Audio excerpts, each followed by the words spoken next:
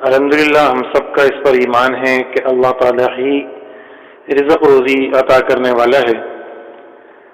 البتہ اس نے کچھ اسباب بھی بنائے ہیں، جیسے انسان گھر سے روزی کمانے کے لیے، حلال رزق حاصل کرنے کے لیے نکلتا ہے، لیکن جیسا کہ ہم سب جانتے ہیں کہ آج کل اسباب بہت مشکل ہو گئے ہیں، مہنگائی بڑھ گئی ہے، لوگ بے روزگار ہو رہے ہیں، روزگار کے حصول میں پریشانی ہے۔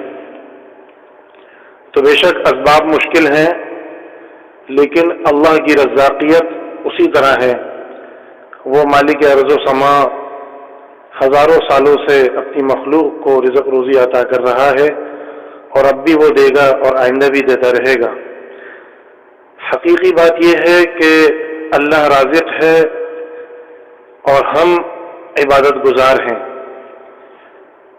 ہر نیک کام، فرائض، سنن، خدمت خلق، حقوق اللہ، حقوق العباد، یہ سب جو ہماری ذمہ داریاں ہیں ہم ان کو ادا کریں۔ جس طرح سے ہم نے ذمہ داریاں اٹھائی ہوئی ہیں ان کو پورا کریں۔ اللہ رازق ہے، وہ رزق عطا کرتا رہے گا۔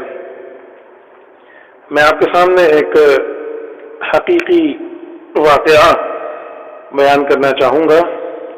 میں نے مسجد میں ایک درس دیا جو حصول رزق سے متعلق تھا، اور جیسا کہ لاک ڈاؤن وغیرہ کی وجہ سے جو پریشانیاں ہیں ان کو حل کرنے کے لیے تھا۔ اس میں نے ایک طریقہ بتایا تھا، اور الحمدللہ اس پر ابھی پچھلے دنوں ایک صاحب نے مجھے بتایا کہ انہوں نے عمل کیا، اور اس کا جو فائدہ ہوا وہ فائدہ یہ تھا کہ ان کے بیٹے نے اپنے ادارے میں جہاں وہ کام کرتا تھا وہاں درخواست دی کہ مجھے امتحان کی تیاری کرنی ہے اور امتحان دینا ہے، لیکن وہاں درخواست قبول نہیں ہوئی۔ بالآخر اس نے اپنی فیکٹری کو خیر بات کہہ دیا اور استعفیٰ دے دیا تاکہ وہ اپنی پڑھائی مکمل کر سکے۔ پڑھائی مکمل کرنے کے بعد پھر اس نے امتحان دیا، اور پھر اس کے بعد اس نے دوبارہ جاب کی کوشش بھی کی اور اللہ تعالیٰ سے دعا بھی کی۔ تو میں نے مسجد میں جو وظیفہ، جو قرآنی آیت بتائی تھی، ان کے والد صاحب نے صلاۃ تہجد میں وہ دعا پڑھی، وہ قرآنی آیت پڑھی اور اللہ تعالیٰ سے دعائیں کی۔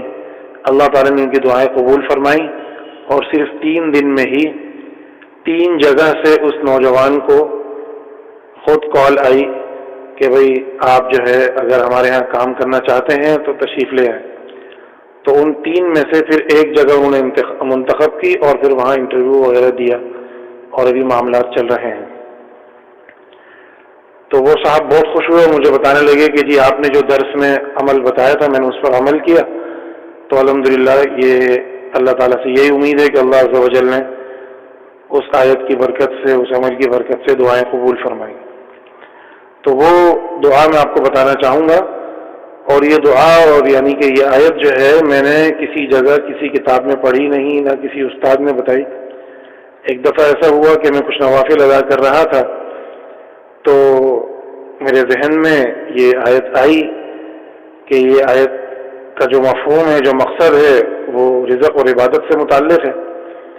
تو میں نے کہا کیوں نہ یہ آیت ہی ہم اپنی نوافل میں اور سنتوں میں پڑھ لیا کریں، کیونکہ جائز ہے کہ کوئی بھی آیات پڑھ سکتے ہیں، تبدیل کر کے بھی پڑھ سکتے ہیں، اور کسی آیت سے اگر کوئی خاص محبت اور تعلق ہو تو اس کو بھی بار بار پڑھا جا سکتا ہے، جائز ہے۔ تو الحمدللہ میں نے بھی خود اس پر عمل کیا، اور کئی حوالوں سے الحمدللہ مجھے فائدہ ہوا۔ تو پھر میں نے اس کو بیان کیا تھا، پھر اس پر لوگوں نے عمل کیا، ان کو بھی فائدہ ہوا۔ تو میں اس گفتگو میں وہ آپ کو آیت بتانا چاہوں گا اور اس کا طریقہ کار بھی بتانا چاہوں گا۔ تو آپ فرض نماز کے تو الحمدللہ پابند ہیں، اور سنتیں بھی پڑھتے ہیں، کم از کم دن رات میں 5 وقتہ نمازوں کے ساتھ 12 سنتیں تو ادا کرنی ہی چاہیے۔ اس کے علاوہ بھی اگر کوئی نوافل پڑھنا چاہے تو پڑھ سکتا ہے، اور پھر صلاۃ تہجد کی تو کیا ہی بات ہے، اس کے اجر و ثواب بہت زیادہ ہے۔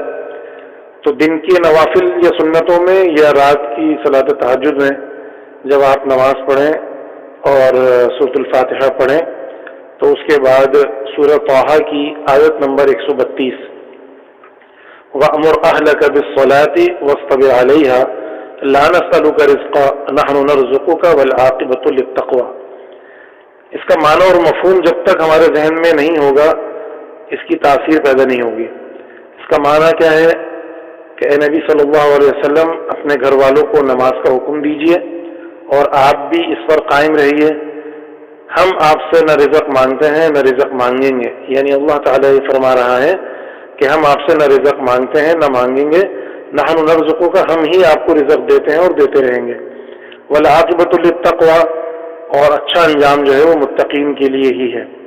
تو رزق جب مل جائے، رزق حاصل ہو جائے تو اس رزق سے ان پیسوں سے اچھے کام کرنے ہیں، نیکی کے کام کرنے ہیں، تو انشاءاللہ تعالیٰ اس آیت پر پورا عمل ہوگا اور اس کا فائدہ بھی ہوگا۔